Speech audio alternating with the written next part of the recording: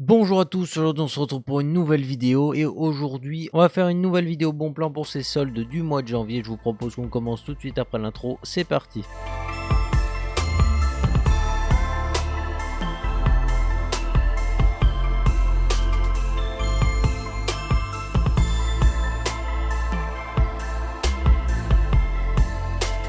Bien entendu, comme d'habitude, tous les liens sont dans la description et rangés par catégorie, donc comme ça tu pourras retrouver ce que tu veux, que ce soit des périphériques, des composants de PC ou carrément des PC directement tout montés. Si jamais ce type de vidéo te plaît, n'hésite pas à t'abonner parce que ça fait toujours plaisir. On se retrouve déjà pour commencer avec une configuration qui a un prix plutôt intéressant, un Ryzen 5 5600G avec une RTX 3070. La 3070 c'est quasiment le prix du PC tout monté ici, donc l'avantage c'est que ça vous fait une carte graphique pour pas cher. Et puis ceux qui sont pas intéressés pour des pièces, parce qu'on va pas se mentir, il y en a 2-3 elles sont pas ouf, vous pouvez carrément les vendre et aller en acheter d'autres, tu vois. Donc on va dire que pour le prix de la carte graphique, normalement t'as un PC complet, donc tu vas pouvoir changer le boîtier qui déjà est pas fou si c'est celui de la photo. Je sais pas si la photo est non contractuelle ou pas, mais si c'est le cas, pourquoi pas changer ce boîtier qui est une horreur, hein, on va pas se mentir. On enchaîne ici avec un Ventirad chez Top Achat, un Thermaltake. Alors forcément il descend à 34 € au lieu de 50 €, 50 balles pour ce que c'est. Un 4K Loduc en général c'est entre 35 et 50 balles on va dire, même si à 50 balles t'as le Noctua Redux qui est vachement mieux, on va pas se mentir non plus. Donc voilà, ici il redescend dans des prix respectables, 34 € pour un 2 ventilateurs avec 4 caloduc en 120 mm. Honnêtement c'est plutôt respectable et je pense qu'il va rester assez silencieux vu qu'il est en push-pull, donc c'est pas tellement un problème ici. On enchaîne avec de la mémoire sur Amazon ici avec de la Crucial Ballistix qui est à 60 € les 16 Go en 3200 MHz. C'est pas le plus beau coup qu'on ait vu mais c'est déjà pas mal, on va dire, ça fait une petite réduction. Normalement ce genre de kit ça tournerait plutôt autour de 70 €. Mais voilà, ça c'est de la très bonne RAM, ça s'overclock plutôt bien et puis sinon c'est très fiable dans le temps, il n'y a pas trop de problème. Des bonnes puces de chez Micron, ça fait plaisir. On attaque ici avec le stockage, vous verrez qu'il y a pas mal de trucs intéressants. On attaque directement avec un M.2 de chez Western Digital, la gamme Blue, donc c'est plutôt l'entrée de gamme en général, juste en dessus du Green. Et puis là on se retrouve ici avec un SSD de 1 Tera pour 80 €, donc c'est plutôt intéressant. Il est plutôt rapide sans pour autant être le meilleur, mais ça fait déjà bien le boulot, surtout pour son prix. On enchaîne ici avec un SSD de chez Corsair en 4.0, les 1 Tera à 130 €, enfin un peu moins 125 chez Boulanger. C'est plutôt intéressant. En général les 4.0 ils ont quasiment tous les mêmes contrôleurs et tous la même puce mémoire, parce que ça c'était les premiers qui étaient sortis quasiment. À ce prix là ça reste intéressant d'avoir 1 Tera pour seulement 130 € en 4.0 en plus, donc c'est plutôt pas mal. Maintenant on passe à du stockage en HDD avec un 2 Tera pour 40 € sur Amazon. En général ce genre de disque dur ça tourne autour de 56 €. Là 40 € ça fait quand même une belle réduction, c'est le prix d'un 1 Tera en temps normal. Le petit défaut de ce disque dur, pour ceux qui veulent un petit peu plus d'informations, on se retrouve ici avec un disque dur qui va avoir la technologie SMR, donc c'est une technologie qui a tendance à ralentir l'écriture des données. En disque dur secondaire vous verrez pas tellement la différence, par contre en disque dur primaire pour tout ce qui est Windows tout ça, vous allez vraiment avoir des petits problèmes. Et puis pour les NAS c'est vraiment pas conseillé, mais en général on tape pas dans une gamme comme ça pour des NAS, donc vous aurez pas trop ce problème. Mais si jamais il y a des mecs qui veulent des disques durs pour des NAS, sur le même site on retrouve un 4 Tera de chez Western Digital. Malheureusement en général ceux-là aussi ils possèdent le SMR, donc faudra bien regarder la référence, j'ai pas fait attention spécialement. Mais voilà, on a des disques durs pour NAS ici à 90 € les 4 Tera. En soi même quand il y a le SMR, si c'est un NAS domestique vous verrez pas trop la différence. Par contre si c'est pour les professionnels, voilà vous commencerez à avoir peut-être des pertes de temps assez conséquentes, donc là faudra faire attention. Sinon moi j'ai un NAS à la maison qui tourne avec des disques durs comme ça tourne relativement bien, et puis même s'il y a du SMR on le remarque pas forcément tous les jours. On enchaîne avec les alimentations, vous verrez qu'il y a pas mal d'alimentations assez intéressantes ici. Déjà on enchaîne chez Top Achat avec une GM500 qui est semi-modulaire pour 49,99 € il me semble, alors que d'habitude ça tourne plutôt autour de 70. C'est plutôt pas mal et ça peut vous faire des belles petites configs avec une alim vraiment super fiable. On part chez Cybertech avec une 80 Plus Platinum, fait 550 watts en full modulaire, et ça c'est juste super cool. Sinon qu'est-ce qu'il y a à dire sur cette alimentation? Bon, honnêtement FSP ils font plutôt des bonnes alimentations en général. Voilà, c'est peut-être pas les meilleurs des meilleurs, mais en général ça fait déjà bien le boulot. Puis pour ce prix là honnêtement c'est déjà pas mal, du 80 Plus Platinum pour ça, pour seulement 55 €, ça va quoi,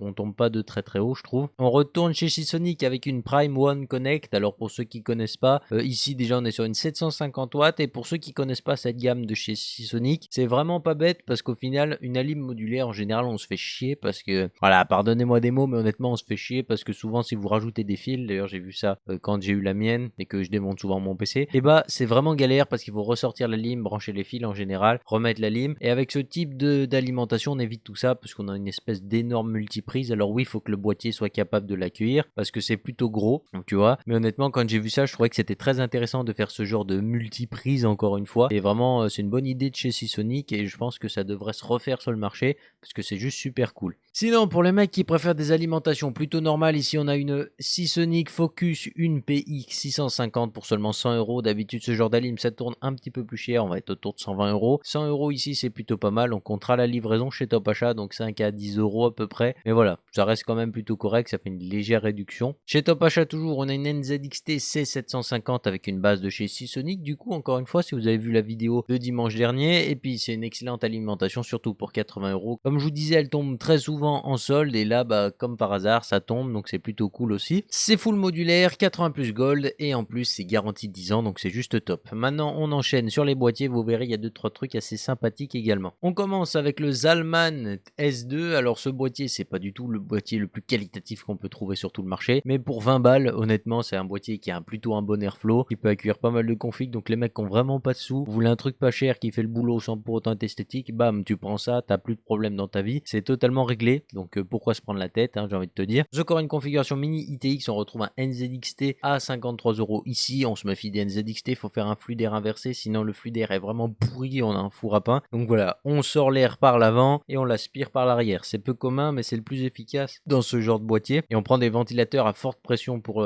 tout ce qui est au niveau de l'avant parce qu'il faut qu'ils sortent quand même pas mal d'air. L'air est assez dur à sortir, donc on prend des ventilateurs qui poussent assez fort. Sinon pour ceux qui préfèrent des gammes un petit peu plus grosses, chez LDLC on a le grand frère en ATX tout en noir à 62 €. Encore une fois, flux d'air inversé, sinon c'est vraiment un four à pain, donc on évite. Donc voilà, je les ai mis pas parce que c'est des excellents boîtiers, mais parce qu'en général il y a beaucoup de gens qui les aiment et du coup je me suis dit pourquoi pas les mettre. Sinon sur Amazon on a un petit Fractal Design avec une vitre teintée, excellente conception, excellent flux d'air, donc c'est vraiment un boîtier super intéressant. Fractal ils ont l'habitude de faire des boîtiers et franchement en général ils sont plutôt bien conçus, avec des excellents matériaux en plus et des peintures de très bonne qualité, donc il a pas beaucoup de défauts, surtout pour 70 €. On enchaîne avec un Corsair 4000D Airflow qui est plutôt intéressant, surtout à ce prix là. Il a fait une petite baisse de prix, il est tout en blanc ici, j'ai pas regardé si la version noire avait baissé en prix. On a que la version blanche qui est soldée là malheureusement, mais du coup ça reste quand même un très bon boîtier pour celui qui veut une config toute blanche. Je pense par exemple vous mettez une ROG A avec et puis là vous avez vraiment un combo qui peut être plutôt sympa, tout dans le blanc et c'est plutôt cool. Pour ce type de boîtier on n'a pas forcément de ventilateur inclus et il y en a qui vont être super contents puisque les Arctic P12 en pack de 5 sont de retour en disponibilité. Pour ceux qui sont intéressés par ce type de ventilateur, je vous mets une vidéo juste là puisqu'on les a présentés sur la chaîne. Et sinon ça reste des excellents ventilateurs, très silencieux, pas mal de performance et pas mal de pression statique pour un prix qui est plus que contenu parce que 25 € les 5. Voilà quoi, il n'y a pas beaucoup de marques qui vous proposent ça, c'est juste cool. Sinon pour tous les mecs qui veulent du RGB sans trop se ruiner, on a des ventilateurs InWin qui sont encore une fois chez Top Achat pour 15 € les 3. C'est pas les meilleurs ventilateurs encore une fois du marché, mais pour du RGB ils font très bien le boulot et ce sera mieux que vos ventilateurs de chez Wish là qui font des Upsphere ou je sais pas quoi là qu'on m'envoie souvent là pour me dire t'as vu ils sont RGB et tout, est-ce que c'est bien? Bah non c'est pourri tu vois. Je veux dire t'as pas envie de te ruiner, là il y a cela. À la limite c'est pas le top du top mais côté RGB et performance c'est plutôt équilibré. Donc voilà, surtout pour 15 balles tu vas vraiment pas te ruiner et tu devrais pas trop être déçu. Sinon on recommence avec les PC portables qui sont juste encore une fois très nombreux. Ici on a un Acer Nitro qui est composé avec un Ryzen 5 4600H, un SSD de 512 Go, une GTX 1650, 8 Go de RAM, donc ça c'est un peu dommage, il faudra passer à 16. Un excellent PC portable pour ce prix là. Voilà, ça fait plutôt bien le boulot, ça fera tourner quelques jeux et honnêtement vous devriez déjà pas être trop mal. Pour ceux qui ont un peu plus de budget, on reste chez Acer avec un autre Nitro qui lui va avoir 8 Go de RAM, un i5 10300H, une RTX 3060 et honnêtement il fait déjà plutôt bien le boulot. Encore une fois on a que 8 Go de RAM donc on passera à 16 ici. C'est plutôt un bon PC qui fera plutôt bien le boulot et qui pourra jouer assez facilement dans d'assez bonnes conditions en plus. On enchaîne ces fameux PC portables avec un Dell qui est déjà plutôt bien monté, 1300 € sur le site à Dell justement. Et dedans on retrouve un Ryzen 7, une RTX 3060, 16 Go de RAM, 512 Go de SSD. Voilà, c'est plutôt un monstre. Pour 1200 €, on est déjà plutôt bien monté. Les Ryzen 7 ils consomment pas tant que ça, ils sont plutôt très performants donc c'est plutôt pas mal. C'est un PC qui peut être vraiment intéressant. La 3060 par contre c'est dommage, elle est bridée à 115 watts ils mettent, donc elle va être un petit peu en retrait par rapport à certains PC Dell notamment. On a des PC Dell où ils l'ont débridé à bloc jusqu'à 130 watts. Là c'est un peu peu dommage qu'elle est bridée, mais bon, avec le Ryzen 7, peut-être que ça compensera un petit peu. Je doute honnêtement que ça compense à ce point-là, mais ça arrivera peut-être à lui offrir pas mal de performances déjà. Un écran 27 pouces 144 Hz dalle IPS plate pour 200 €, c'est plutôt pas mal. Bon, après du 27 pouces pour du 1080p, tiens, donc si vous êtes assez loin, c'est plutôt bien. Non, vous allez vite voir les pixels et c'est un petit peu dommage. Juste après, un écran Samsung avec une dalle VA en 4K, donc c'est plutôt pas mal. Une petite remise de 50 € qui est plutôt intéressante. C'est pas le coup du siècle, mais pour le gars qui veut un écran 4K sans trop se ruiner avec des assez belles couleurs, je pense que ça peut être un éventuel bon coup. Et puis pour les mecs qui ont vraiment des configs de fou furieux avec des 3080 notamment par exemple, ou 3090, on peut ici avoir un écran 4K de chez Gigabit. Il y avait la version 2K la semaine dernière qui était en solde dans la dernière vidéo. On se retrouve ici avec un écran qui coûte 700 €, 4K, 144 Hz, dalle IPS. Un écran plutôt joli qui fait bien le boulot et ça fait plaisir à pas mal d'entre vous à mon avis. Puis on va finir avec quelques périphériques, avec ici le Cooler Master CK550 qui est un clavier mécanique d'assez bonne facture. C'est pas le meilleur encore une fois, mais il fait plutôt bien le boulot. Après je vous avoue que tout ce qui est périphérique, je ne m'y connais pas trop. Faut que je me commence à m'y pencher dessus parce que un jour va falloir que j'y passe, mais pour l'instant je m'y connais pas. Tout ce que je sais c'est qu'il avait plutôt une bonne réputation chez quelques youtubeurs. C'était justifié ou pas, je sais pas. Pensez bien à vous renseigner avant d'acheter encore une fois. Sinon on a une petite Marshall Action 2. Quand je dis petite, elle est déjà balèze, mais là en son je m'y connais un peu plus.